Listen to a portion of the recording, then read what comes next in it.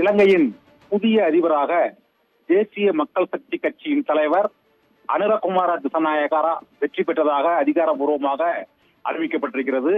இலங்கையில் அதிபர் 9வது அதிபரை தேர்ந்தெடுப்பதற்கான தேர்தலின் வாக்கு எண்ணிக்கை நேற்று இரவில் இருந்து இன்று மாலை வரை இழுபறியாக நீடித்தது. ஏனென்றால் முதல் சுற்று வாக்கு எண்ணிக்கையில் யாருக்கும் பெரும்பான்மை கிடைக்காததால் 2வது விருப்ப சுற்று வாக்கு எண்ணிக்கை நடைபெற்றது.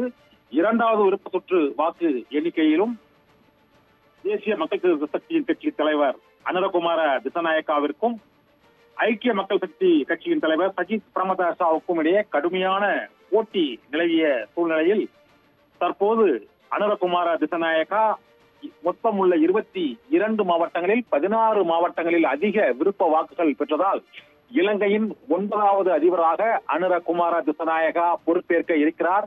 இடதுசாரி கட்சிகளைச் சேர்ந்த ஒரு தலைவர் இலங்கையின் அதிபராக பொறுப்பேற்பது இதுவே முதன்முறையாகும். இதனால் அனுரகுமார திசாநாயக்கா வெற்றி பெற்றதாக அறிவிக்கப்பட்ட இந்த சூழ்நிலையில் இந்த வெற்றியானது உங்களது அர்ப்பணிப்பின் மூலமாக கிடைத்திருக்கிறது. 100 கனவு நனவாகி இருக்கிறது.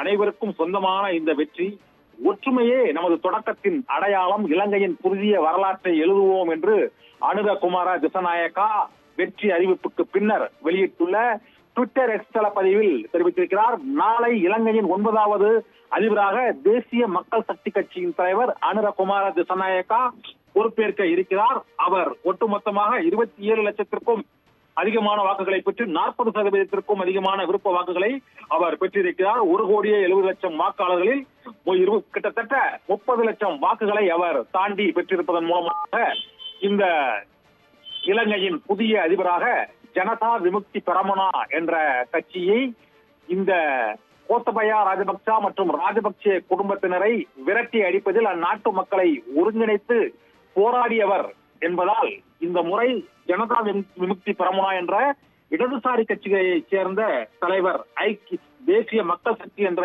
பெயரில் அவர் கூட்டணி அமைத்து போட்டியிட்டு இலங்கையின் அதிகாரத்தை முதன்முறையாக இடதுசாரி கட்சிகள் கைப்பற்றிருக்கிறது. கம்யூனிஸ்ட் கட்சிகளின் ஆட்சி இலங்கையில் முதன்முறையாக பொறுப்பேற்க இருக்கிறது. அனுரகுமார திசாநாயக்கா இலங்கையின் 9வது அதிபராக நாளை பதவியேற்க போவதாக அறிவிக்கப்பட்டிருக்கிறது.